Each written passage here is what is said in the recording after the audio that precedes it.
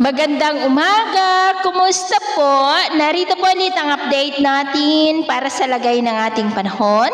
Ngayong umaga po ng September 29, 2025. Sa ngayon po ay wala tayong binabantayan na sama ng panahon sa loob at labas ng ating area of responsibility na maaari po na makaapekto dito sa ating bansa for the next 2 to 3 days. Ang dating bagyong Opong ay muli na naman po na naglandfall sa may Vietnam at nahatak na rin niya ang habagat palayo po dito sa ating bansa. Easterlies ngayon ang hangin na umiihip dito sa atin. Ito po ay mainit na hangin na mula po dyan sa may Pacific Ocean, pero yan rin yung dahilan ng pagkakabuo ng mga localized thunderstorm na nagpapaulan, lalo na po yan sa dakong hapon, gabi at madaling araw. Samantala po, posibleng after 24 to 48 hours ay posible muli na may mabuo na sama ng panahon sa silangan ng ating bansa na lalapit po at papasok sa PAR na malaking banta muli dito sa Luzon, at ang development niya ng ating babantayan kung matutuloy o hindi, at ang susunod na bagyo ay tatawagin po sa local name na Bagyong Paulo.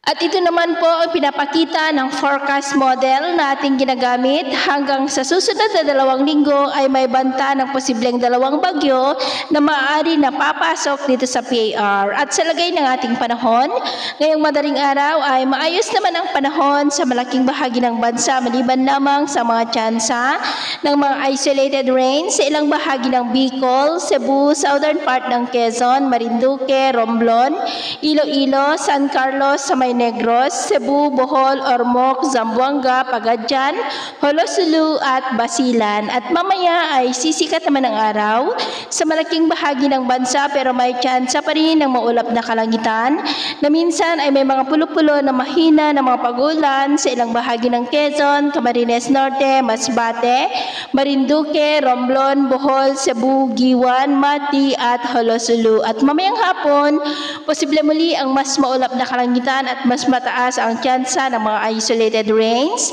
sa iba't ibang bahagi ng ating bansa. Kaya kung lalabas tayo sa ating mga tahanan, ugaliin naman po natin lagi ang magdala ng kahit anong panangga natin sa init ng araw, at proteksyon na rin po sa mga biglaang buhos ng ulan. At sa atin naman po mga baybayin, wala po tayong nakataas na namang gale warning signals, pero iba yung pag-ingat lamang po kung papalaot tayo para mas makaiwas sa mga sakunang pangkaragatan.